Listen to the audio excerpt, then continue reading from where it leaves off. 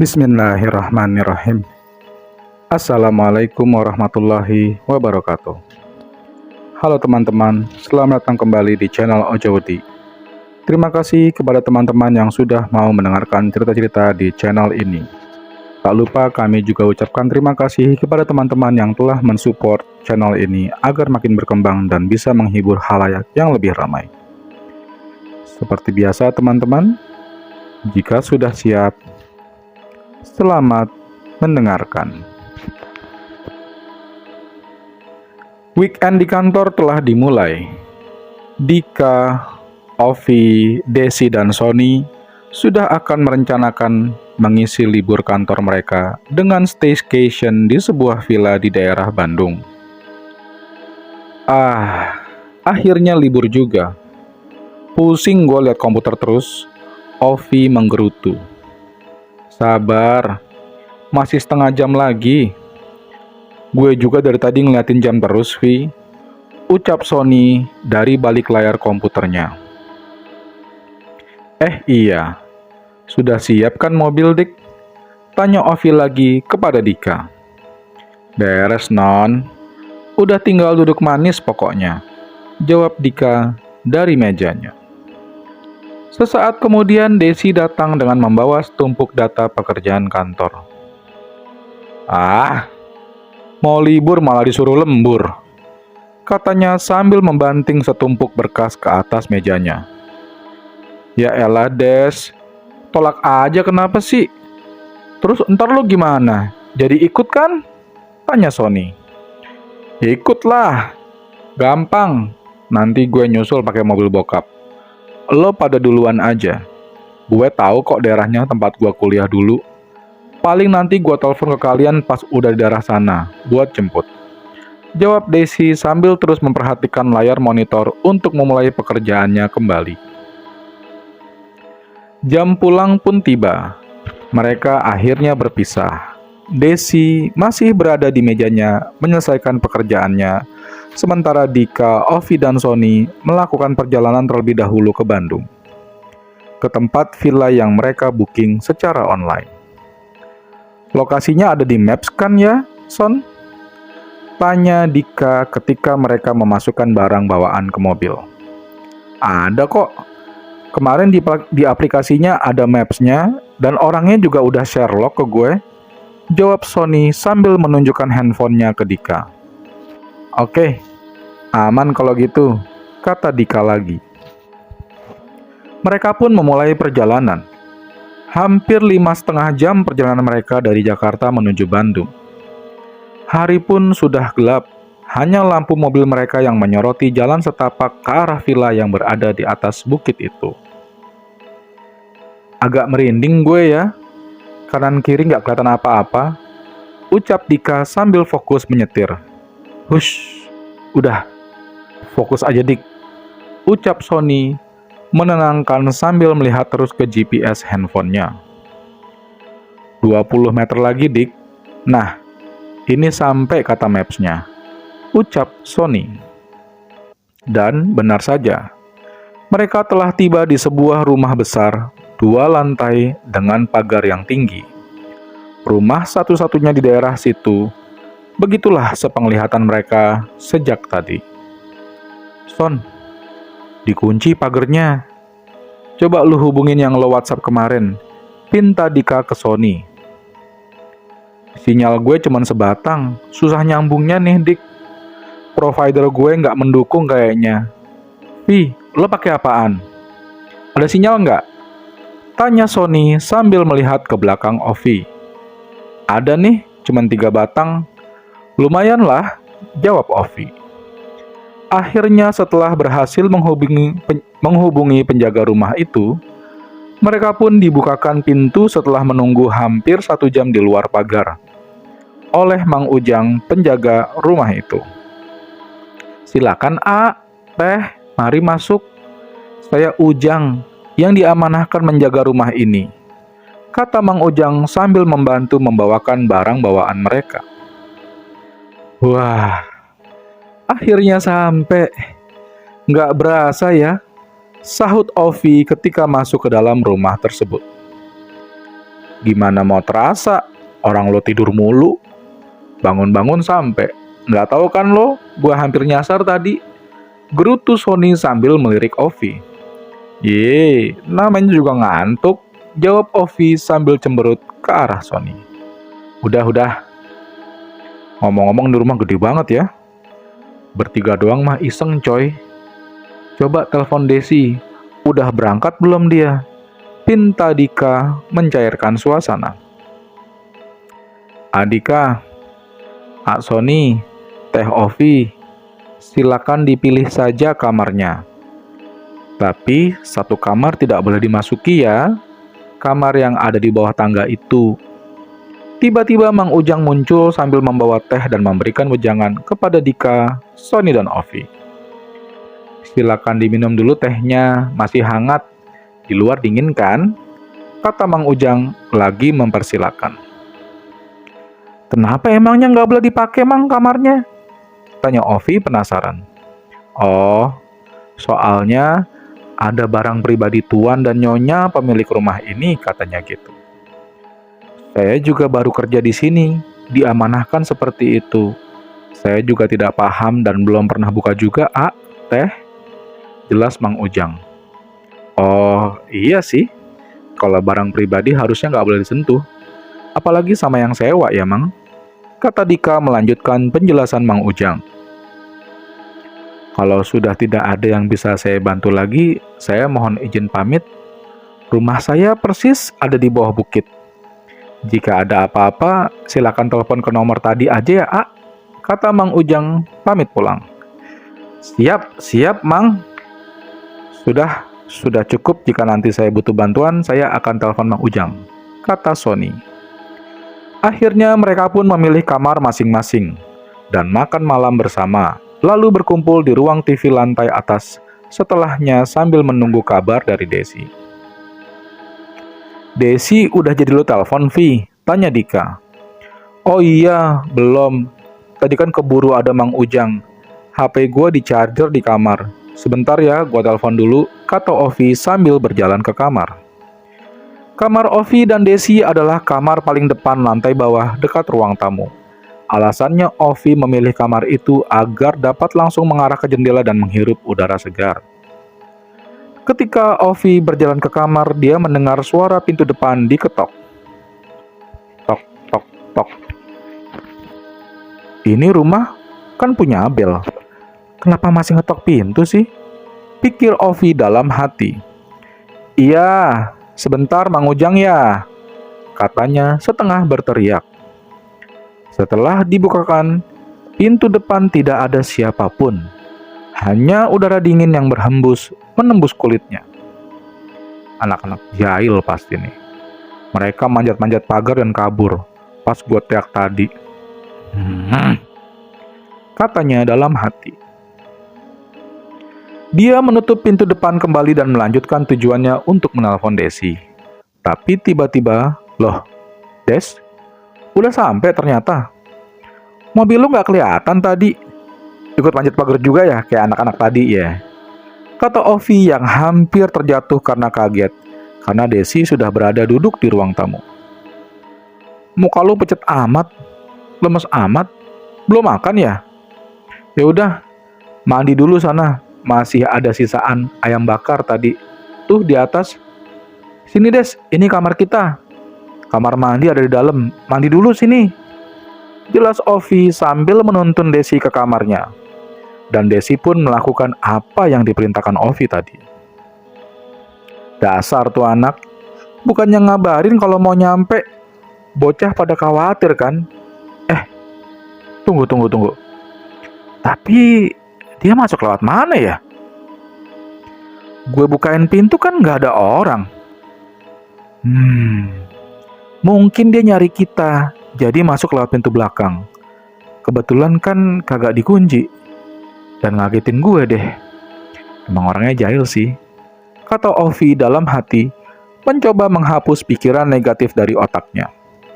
Tapi belum selesai di situ, dari dalam kamar mandi, Ovi mendengar suara air dan Desi bersenandung Sunda seperti sinden.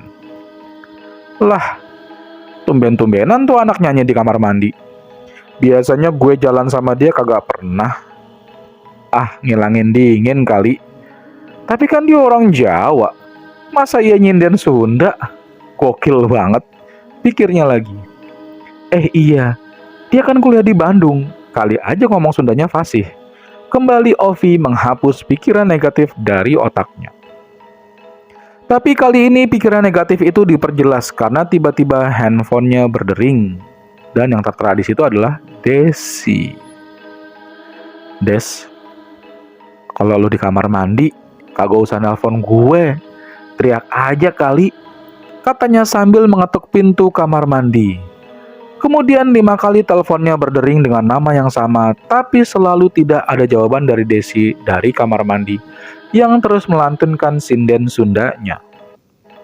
Akhirnya yang keenam, kenapa sih di kamar mandi teriak aja kali, kata Ovi sambil mengangkat telepon Desi. Apaan di kamar mandi?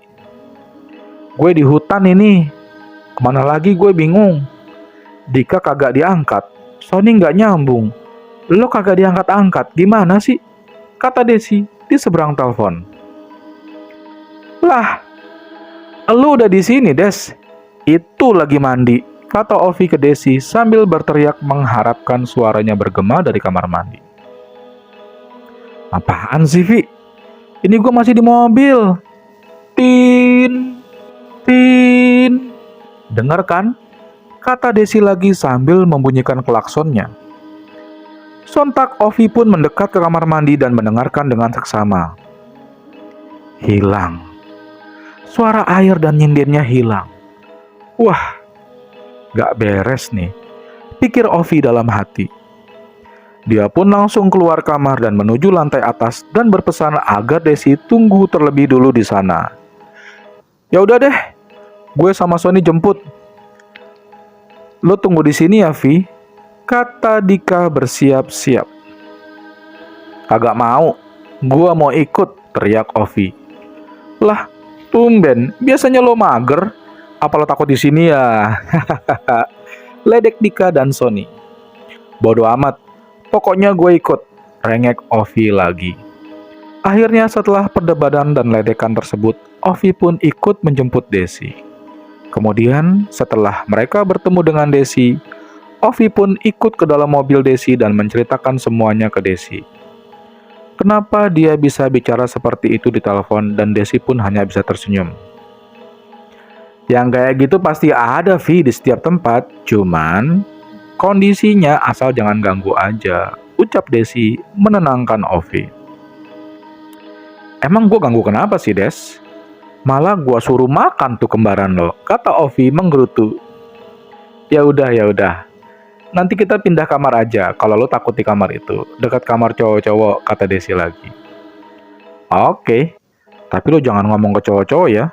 Udah habis gue tadi diledekin, pinta Ovi, dan Desi pun tertawa. Mereka pun turun dari mobil. Loh, kok pindah? Katanya mau ngeliat mentari pagi di kamar bawah, goda Sony jahil saat melihat Ovi memindahkan barangnya.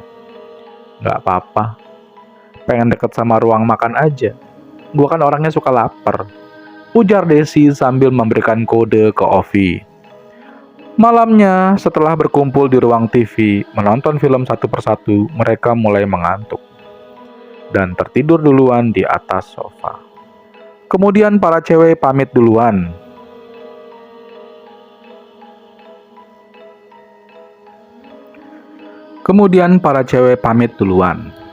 Karena Desi kelelahan menyetir sendirian dari Jakarta ke Bandung. Hanya Dika yang masih bertahan, terjaga karena ingin menonton sepak bola tim kesayangannya.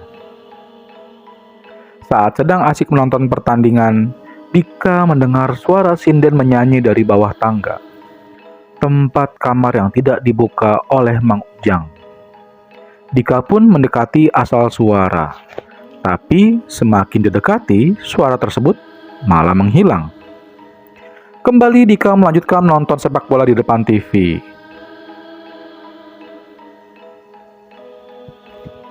Tapi kembali suara sinden tersebut terdengar, kali ini dari kamar para cewek.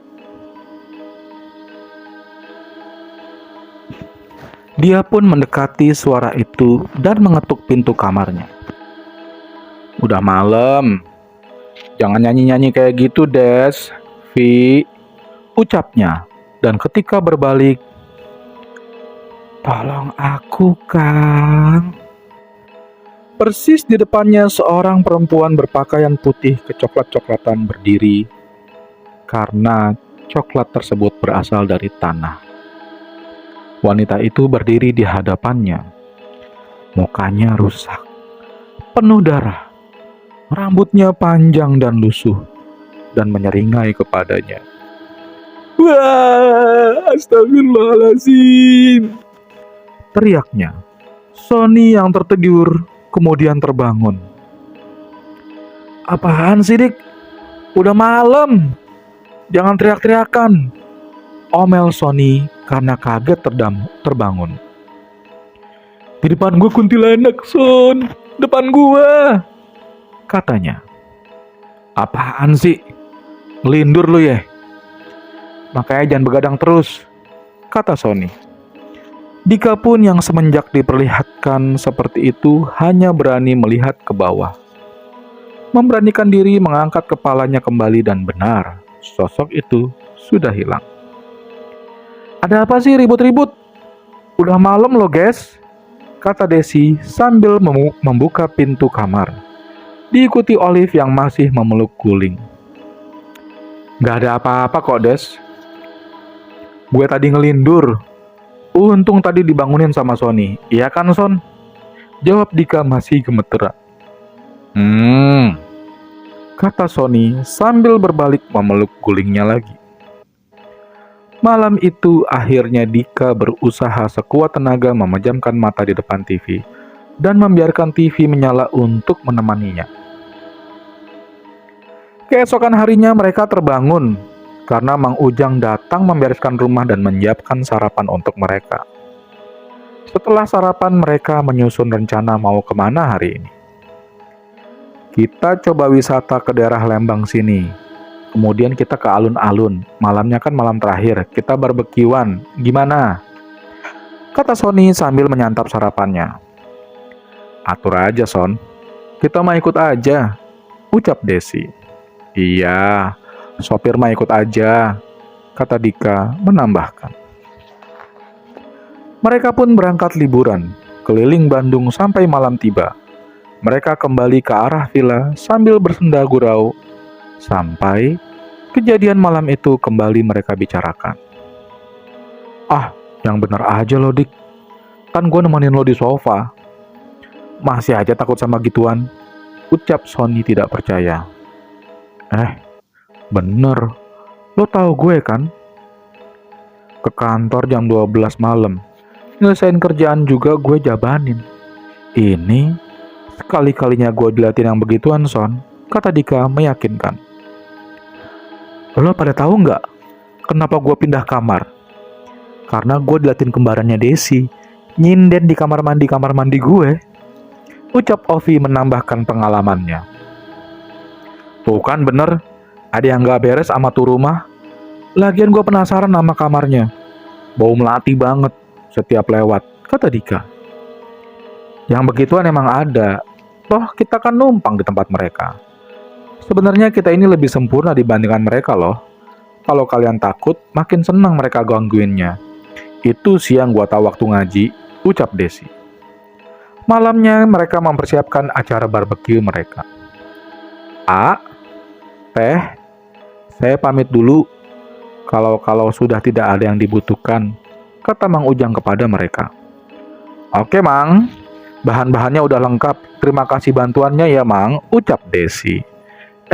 Mang Ujang nggak nginep di sini aja. Sekalian ajak anak istri dan anak Mang Ujang aja. Makan di sini loh, kata Ovi penuh harap. Wah, jangan atuh Teh.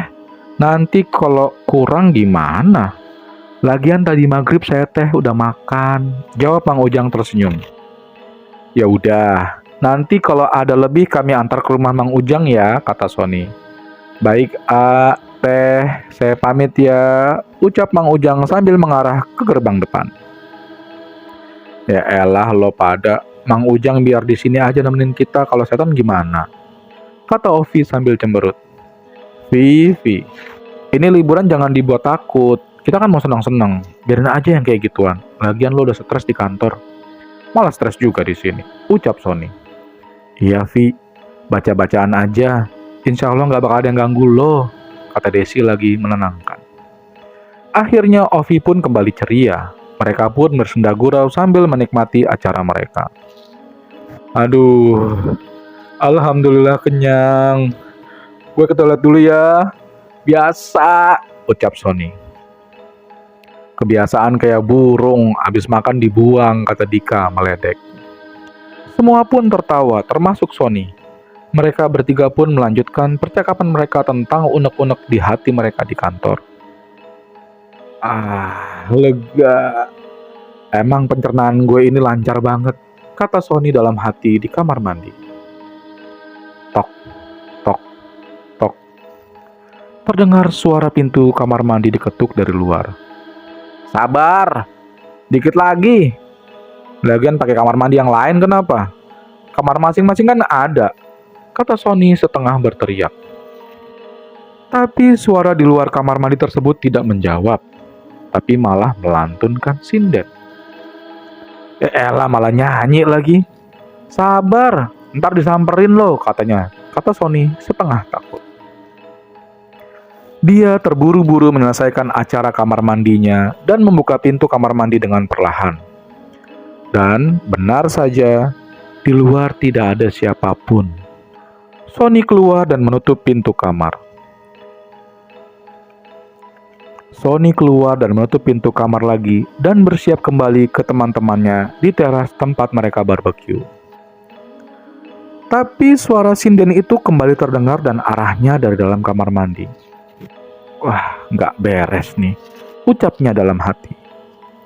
Sony memberanikan diri membuka kembali kamar mandi itu dan tidak ada siapapun di sana. Dan suara sinden pun hilang. Tapi apa yang ditakutkan Sony pun terjadi. Kang, tolong Kang, tolong abdi.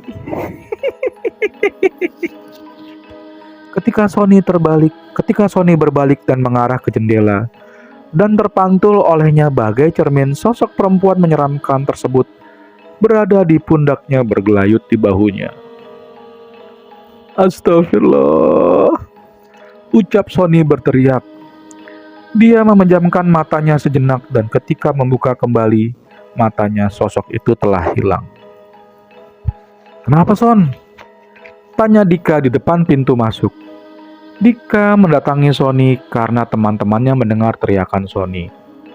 Enggak apa-apa. Hampir aja jatuh gue tadi. Dik, ngopi sekalian beli rokok yuk di warung bawah, ajak Sony. Perasaan tadi kita mampir ke Indomaret buat beli persediaan rokok deh, jawab Dika. Kagak enak, gak masuk warung rokok yang itu. Kali aja di warung ada rokok gue, jawab Sony lagi beralasan. Ya udah, gue ambil jaket dulu ya di kamar, kata Dika. Mereka pun keluar berempat, karena para cewek tidak ingin ditinggal di villa itu. Terlebih lagi Ovi. Mereka menaiki mobil Dika ke warung kopi yang berjarak 3 km dari villa yang mereka sewa. Dan memesan kopi untuk sekedar menghangatkan badan. Liburan, Teteh? Kalian teh dari mana? Tanya pemilik warung kopi dengan ramah. Iya Kang, dari Jakarta. Liburan akhir minggu.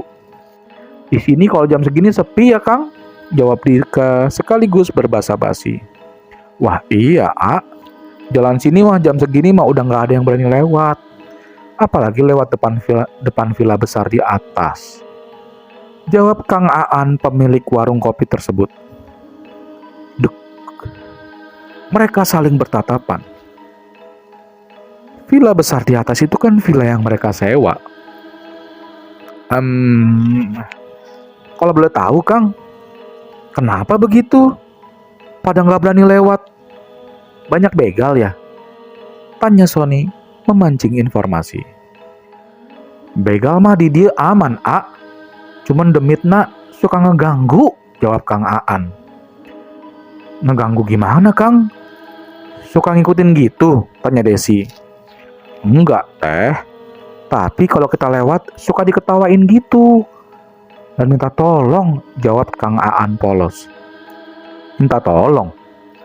Dika dan Sony bertatapan pucat, mengingat kejadian yang menimpa mereka. Akang-akang tahu kenapa dia minta tolong? Apa ada kejadian yang gak bisa terjadi, Kang? Tanya Desi penasaran. Kang Aan pun memulai ceritanya. Dulu itu rumah orang kaya, Teh. Waktu saya masih sekolah SMK lah. Masih ditinggalin sama keluarganya. Anaknya 3. Suaminya kerjanya pilot. Istrinya di rumah. Tapi katanya suaminya teh main perempuan lain dan udah nikah lagi. Tapi istrinya nggak tahu. Jawab Kang Aan sambil duduk seraya membakar rokoknya. Katanya mah istrinya bunuh diri dan anak-anaknya pindah ke Kalimantan. Ikut keluarga istrinya, lanjut Kang Aan. Terus rumahnya siapa yang punya sekarang, Kang? Tanya Sony sambil menyeruput kopinya. Saya kurang tahu, A. Katanya udah berkali-kali dibeli, tapi selalu dijual lagi sama pemilik barunya. Nah, yang terakhir ini dijadiin villa. Yang jaga Mamang Ujang. Yang tinggal di bawah situ, A. Jawab Kang Aan lagi. Katanya pada teh kuat gitu. Nggak kuat soalnya diganggu terus. Minta tolong. Tapi nggak tahu minta tolong naon.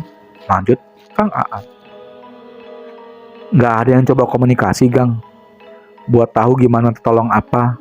Tanya Ovi sambil merangkul lengan Desi. Udah, Teh. Pak Ustadz yang kesana, tapi tetep nggak mau dipindahin katanya. Jawab Kang Aan. Mereka pun menyadari malam sudah semakin larut, hampir menuju tengah malam. Desi dan Ovi memberikan kode kepada para cowok bahwa mereka sudah mengantuk. Dan mereka pun membayar pesanan mereka sambil pamit dan mengucapkan terima kasih kepada Kang Aan untuk obrolannya. Aa sama Teteh nginepnya di mana? Tanya Kang Aan sambil menegur mereka ketika mereka semua hendak memasuki mobil. Di rumah atas, Kang. Agak jauh sih dari villa di atas itu. Jawab Ovi berbohong. Dia tidak ingin lebih ditakuti lagi. Obrolan tadi sudah cukup membuat dia merinding. Mereka pun telah sampai di villa itu lagi. Belum pada sholat isya kan? Sholat jamaah yuk. Sekalian ngaji doain rumahnya, ajak Desi. Mereka pun setuju melaksanakan sholat berjamaah, kemudian mengaji. Setelah itu mereka memasuki kamar masing-masing dan secepatnya ingin segera pagi. Keesokan harinya kembali Mang Ujang membangunkan mereka dengan bunyi berkakas piring untuk menyiapkan sarapan. Punten Teh, berisik ya? Ucap Mang Ujang ketika melihat Desi memasuki dapur. Enggak, Mang. Kita udah bangun dari subuh. Iya. Mang Ujang kerja di sini udah berapa lama? Tanya Desi sambil duduk meminum segelas air yang disiapkannya. Udah 3 tahun, Teh. Semenjak rumahnya dibeli sama pengusaha dari Surabaya. Katanya dijadiin villa aja, jawab Mang Ujang. Tapi pemiliknya nggak pernah datang kemari, Kang, tanya Desi. Wah, semenjak dibeli nggak pernah datang ke sini, Teh. Paling asistennya aja yang suruh saya jaga rumah karena mau disewakan. Jawab Mang Ujang sambil menata piring di atas meja. Aku sebenarnya penasaran, Mang, sama kamar itu. Sebenarnya isinya apa ya, Mang? Tanya Desi lagi sambil menunjuk kamar yang dilarang dibuka itu. Punten, Teh. Mohon maaf. Saya juga nggak pernah lihat isi kamar itu. Cuma dititipin kuncinya aja. Nggak berani saya, Teh, lihat-lihat isinya. Takut dimarahin lalu saya dipecat. Kata Mang Ujang sambil tersenyum. Hehehe, iya sih, Mang. Maaf ya, aku cuma penasaran aja, Mang, ucap Desi. Dika, Sony, dan Ovi pun turun ke dapur dan sarapan bersama. Semua kembali bersenda gurau, kecuali Ovi. Sepanjang sarapan pagi, Ovi hanya berbicara jika ditanya. Padahal sebenarnya dia yang paling cerewet. "Lo kenapa, Vi?" tanya Desi ketika mereka di kamar. Ketika mereka sedang packing pakaian dan peralatan untuk kembali ke Jakarta. Gua mimpi, Des. Gua mimpi datengin sosok yang ada di sini, tapi penampilannya beda banget. Cantik, gak serem, kayak ibu-ibu muda gitu deh, kata Ovi sambil menundukkan dirinya di tempat tidur dan melanjutkan ceritanya. Dia minta tolong ke gue buat ngasihin foto dia ke anaknya yang terakhir, karena pada saat dia meninggal, anaknya baru berumur 6 bulan, dan gak mungkin dia bisa ingat wajah ibunya. Dia itu ingin anaknya bisa melihat wajah ibunya yang melahirkannya. Dia sedih, Des, ninggalin anak-anaknya kayak gitu. Dia mau minta maaf ke anak-anaknya, terutama yang paling terakhir itu. Lanjut Ovi sambil menutup mukanya sambil setengah terisak. Tapi gue nggak tahu harus ngapain, mau hubungin anaknya gimana. Fotonya dia ada di mana? Itu yang gue pikirin dari pagi tadi. Lanjut Ovi lagi. Ya udah, Vi. Kita nggak bisa berbuat apa-apa, hanya bisa mendoakan dia tenang di alam sana, dan semoga anak-anaknya menjadi anak yang soleh dan solehah nantinya, kata Desi sambil merangkul Ovi yang masih terisak. Iya, Des. Kalaupun gue tahu di mana keberadaan anak-anaknya, gue nggak tahu keberadaan foto yang harus gue sampaikan itu, ucap Ovi sambil menatap Desi. Akhirnya mereka berempat pun telah siap. Dika dan Desi sudah memanaskan mobil mereka masing-masing. Ovi masih terdiam di ruang tamu sambil memakai sepatunya. Tiba-tiba suara sinden itu terdengar kembali. Ya Allah, maaf ya, aku nggak bisa bantu, maafin ya. Maafin aku ya Mbak, Kakak, Teteh, katanya lemas dalam hati. Kali ini suara sinden itu terdengar sangat sedih dan menyayat hati. Suara itu terdengar dari kamar misterius itu. Kamar yang tidak boleh dimasuki oleh siapapun semenjak pemilik rumah yang pertama. Ayo Vi, udah pada siap di mobil tuh, ajak Desi. Des, matiin aja dulu mobilnya, gua butuh Mang Ujang. Des, tolong panggilin Des, kata Ovi setengah berteriak. Desi pun melakukan apa yang diminta Ovi sambil terheran-heran. Tak lama teman-temannya dan Mang Ujang pun datang. Ada apa sih, Vi? Besok kita kerja, liburannya nggak bisa ditambah, kata Dika menggerutu. Udah diam dulu. Mang Ujang, Mamang punya kunci kamar itu kan, Mang? Tolong dibuka, Mang. Saya yang akan bertanggung jawab kalau memang pemilik rumah dan majikan Mamang marah karena sudah melanggar perintah, kata Ovi cepat. Sepertinya ada, Teh. Ada satu kunci yang belum pernah saya gunakan untuk membuka ruangan manapun di sini, kata Mang Ujang seraya mengeluarkan kunci-kunci rumah ini. Boleh, Mang. Yang mana kuncinya, Mang? Minta tolong dibuka ya, Mang, pinta Ovi memohon pada Mang Ujang. Tapi kalau ada apa-apa saya tidak mau bertanggung jawab ya, Teh, ucap Mang Ujang ragu-ragu. Iya, Mang, saya yang tanggung jawab, ujar Ovi cepat. Mang Ujang pun berjalan ke arah kamar tersebut, diikuti Ovi dan teman-temannya. Dan memang benar, kunci itu tepat kunci kamar tersebut. Sebelumnya suara sinden itu terdengar lemah dan menyayat hati. Mereka berempat berpandangan takut tetapi juga penasaran dengan apa yang ada di dalam sana. Flek, terdengar suara kunci terbuka. Cahaya yang masuk hanya dari ventilasi dan itu juga hanya sedikit. Terlihat ada kursi yang terjatuh dan tali terikat di atas plafon ruangan kecil tersebut. Jadi di sini tempat nyonya rumah ini bunuh diri, bisik Sony pada Dika. Vi, lihat, ada foto satu keluarga, tapi kayaknya yang bergambar si suami disayat-sayat pakai pisau deh, ucap Desi sambil memungut foto yang tergeletak di samping kursi. Iya, Teh, punten. Kemarin Teh saya bohong. Kalau ruangan ini tersimpan foto berharga, Tapi ruangan ini teh tempat pertama kali ditemukan ibu pemilik rumah gantung diri. Dan semenjak penemuan mayat si ibu, ruangan ini teh gak ada yang berani buka, kata Mang Ujang menjelaskan.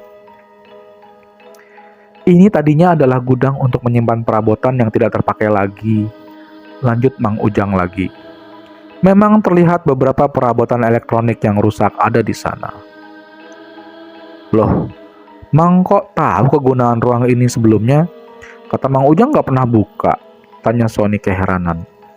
Iya, hampura pisan. Saya bohong lagi. Sebetulnya saya sudah 15 tahun bekerja di rumah ini. Waktu pemilik rumah pertama, saya bekerja sebagai sopir bapak dan ibu.